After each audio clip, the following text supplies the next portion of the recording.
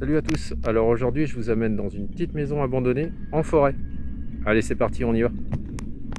Je serai donc avec mon pote Nico, qui connaît bien les lieux, et qui va donc m'apprendre quelques petites choses sur cette maison. Du coup, on commence à s'éloigner des habitations, on va traverser quelques prairies, donc quelques champs, car cette maison, qui est d'ailleurs piégée, est à l'abri de tous. Elle a été construite par son ancien propriétaire, dans les bois, sans autorisation. Ce qui ne me dérange absolument pas, d'ailleurs je trouve ça même très courageux. Et ça y est, après avoir pas mal crapahuté dans les bois, traversé des champs, des prairies, nous sommes arrivés à la maison piégée. Elle est vraiment encore en bon état, car son propriétaire est décédé il y a une dizaine d'années. Et il a installé un petit piège juste derrière la porte d'entrée. Donc ça, je vous le montrerai quand on sera à l'intérieur de la maison. Là, je vous montre vite fait les extérieurs, sa cabane pour ranger le bois. Voilà, je monte à présent quelques marches d'escalier et je vous montre la porte principale et vous pouvez voir qu'elle est déjà pas mal sécurisée. Ici, vous avez le panneau propriété privée. Maintenant, vous pouvez voir un petit balcon. Par contre, je vais pas trop m'avancer dessus, car au fond du balcon, on voit qu'il est en bon état, mais ensuite, il est quand même assez dévasté. Je sais pas si vous le voyez. Mais là, ce sont les planches en bois au fond qui sont pas en très bon état, donc je vais pas marcher dessus. L'ancien propriétaire de ce lieu aimait la nature, les animaux. D'ailleurs, il préférait même mieux les animaux aux humains. Je vais vous montrer quelque chose, et ce quelque chose, c'est ça. La preuve qu'il aimait même mieux les animaux. Je sais pas ce que c'est comme animal par contre. Là, on se trouve en dessous de la maison, où il y a la seule entrée possible, sous le petit balcon que je vous ai montré tout à l'heure. Et là, l'entrée, elle va être ici. Du coup, on a allumé nos lampes torches et on va pénétrer à l'intérieur de la maison. On va exactement se faufiler sous la maison pour ensuite monter dans les étages. De toute façon, est-ce qu'il y a un autre moyen de rentrer à l'intérieur? C'est le seul moyen de rentrer. Bon, ok, bah les feux, hein. Il y a déjà plein de matériel. Des chaînes, des escabeaux, du matériel agricole. Je pense que le gars, quand il disait qu'il aimait les animaux, je pense qu'il les aimait aussi dans son assiette. Et là, il y a des pièges à l'eau qui nous mènent. Ah oui, juste là. Ouais, c'est quand même assez dingue. Je pensais pas qu'il y aurait tant de choses que ça. C'est quand même assez fou. Il devait être aussi bricoleur, car il y a plein d'escabeaux et des échelles.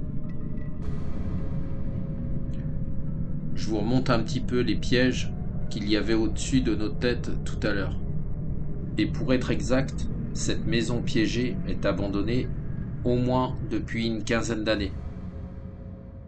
Ok, là il avait mis un système mécanique derrière la porte. Il y a quand même pas mal de pièces, d'outillage. Je ne sais pas exactement ce que la personne faisait avec tout ça. Un panneau défense de stationner, pour moi, il n'est pas du bon côté. Il aurait dû être plus à l'extérieur. On peut voir aussi que la porte est barricadée. Il n'y a personne qui peut rentrer depuis l'extérieur. Concernant la personne qui vivait ici autrefois, apparemment, il serait mort en allant sauver un chat qui était sur son toit. Il était coincé dans un arbre et il a dû tomber de son toit et il est mort comme ça. Apparemment, hein, de ce qu'on dit. Là, ici, on a une vieille radio et donc un parapluie, pas mal de quincailleries et on s'apprête à monter à l'étage supérieur. Donc là où il vivait vraiment. Pour le moment, on était dans son garage. Il y a aussi des chaînes à neige, donc elles sont sous l'escalier. Et donc là, ça y est, on arrive à l'étage et on va donc rentrer dans la maison. Comme je vous le disais, elle est abandonnée déjà depuis un petit moment. On a pas mal de matériel, il y a pas mal de choses. Il n'y a pas de casse, il n'y a pas de vol. C'est très bien. Faut que ça reste comme ça. Elle est encore dans son jus, et ça me plaît. Pour le coup, là, on est dans son salon, là où il devait manger pratiquement tous les jours. Je pense que ça devait être un chasseur aussi, vu qu'il y a quelques animaux contre le mur. J'avoue que ça fait un peu froid dans le dos. Là, ça va que c'est abandonné depuis un moment, mais si les gens devaient rentrer comme ça dans sa maison, je pense que ça pouvait très mal se passer. Et avant, il y avait un piège là, tu vois. Donc, qui était parti. Ah oui, d'accord, ok. Un truc avec. Donc il a fait des pièges. Là, il y avait un piège avec ça là. Et quand tu forçais là, ça tirait la goupille. Une détonation qui faisait peur.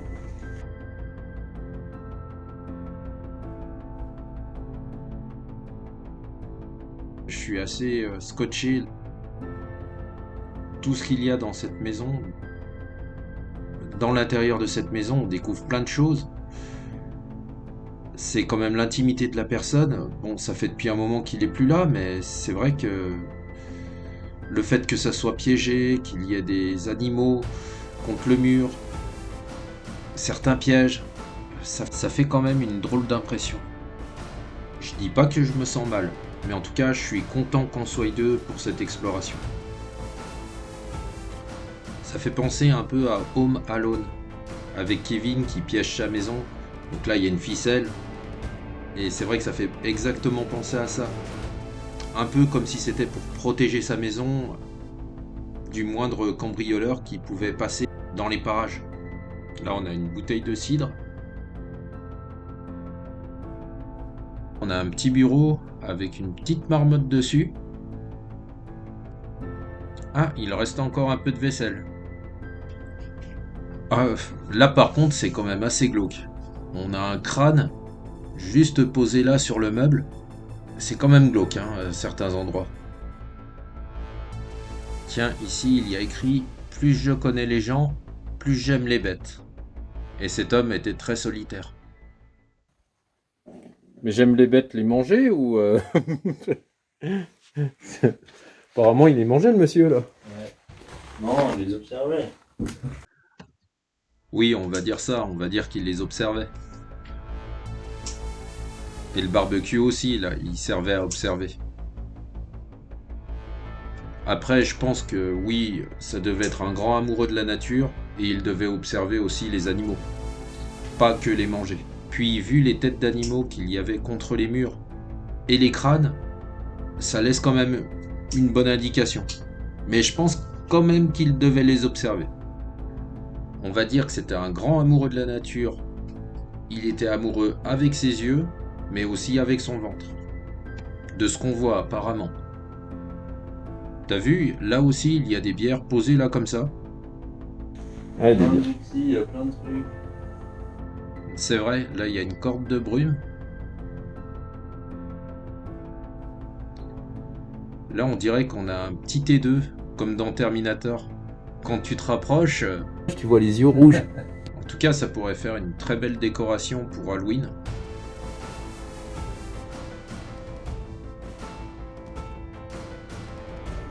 Là, il y a une tête de poisson. C'est un poisson ça? Ouais. Ah ouais. Un brochet, ça. Ah oui, ouais, putain, ouais, t'as raison. Putain, et ça fait peur.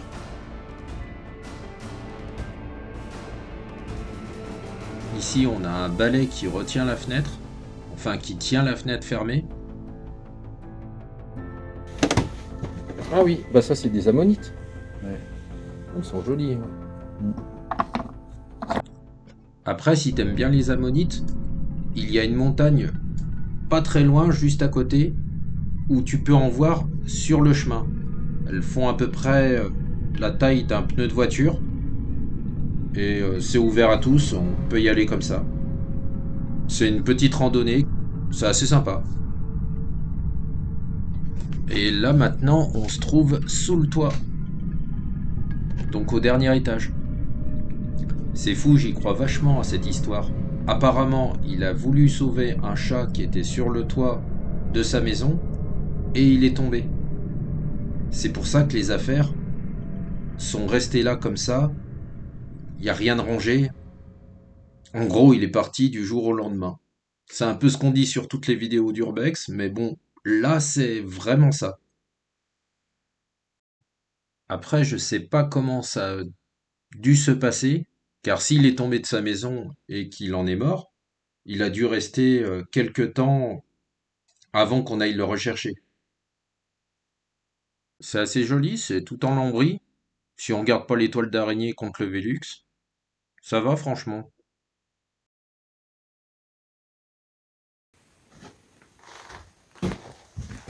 Bien, bien préservé. Mais ici, il est quand même mort il y a quelques années. On a un meuble de rangement juste là, avec des jeux de société à l'intérieur des casiers. Il faut savoir aussi que avec Nico, on s'est connus par l'intermédiaire des réseaux sociaux. Donc il a vu mes posts et mes vidéos et on a fait connaissance. Petite parenthèse pour dire que l'ancien propriétaire est peut-être allé au Pérou. Pendant que j'y suis, je sais qu'il y a d'autres personnes qui m'ont écrit pour faire des explorations souterraines ou d'autres sites abandonnés dans le paranormal notamment. Ça m'intéresse. Après, je suis baroudeur, donc je suis pas toujours au même endroit. Mais bon, sachez que j'y pense et puis on n'hésite pas à s'écrire. Il y a aussi Tio avec qui on s'écrit pas mal, mais j'ai pas encore pu faire d'urbex avec lui. Mais on s'écrit quand même beaucoup et je pense qu'un jour on en fera un. Une pensée à Germy, à mes autres amis urbexeurs, Juju, Raph, JB. On verra ce qu'on se fera la prochaine fois. Là par exemple, pour cette vidéo, ça fait depuis 5 mois peut-être que j'ai visité ce lieu avec Nico et je viens de commencer à réaliser le montage parce que j'ai pas mal de matière à traiter. Et encore sous le coude, j'en ai beaucoup puisque je voyage aussi à l'étranger. On a même aussi des dessins d'enfants. Donc l'ancien propriétaire devait avoir des enfants, voire peut-être des petits-enfants. Là, on est en train de redescendre. Je refilme au cas où s'il y a quelques petites choses que j'ai pas vues. Et puis aussi parce que c'est vraiment impressionnant d'avoir tout ça à l'intérieur. Je rappelle encore une fois pour ceux qui rejoignent la vidéo à ce moment-là que l'ancien propriétaire a décidé d'habiter ici, sans autorisation ni rien. Après, je suis pas de la police, puis de toute façon, ça m'est égal. C'est juste pour vous en informer. Il y a beaucoup de parapluies un peu partout. Des parasols aussi. Et là, on a des produits d'entretien. Nico est en train de vous montrer un énième parapluie. Et juste devant, vous pouvez voir qu'il y a un étai. Et donc, un étai, c'est pour soutenir la structure. Je vous remontre encore le premier étage. Vous pouvez voir qu'il y a des étagères avec de la vaisselle. Beaucoup de matériel au niveau du sous-sol. Et ça, c'est la trappe par là où on est passé tout à l'heure. Donc on l'a refermée.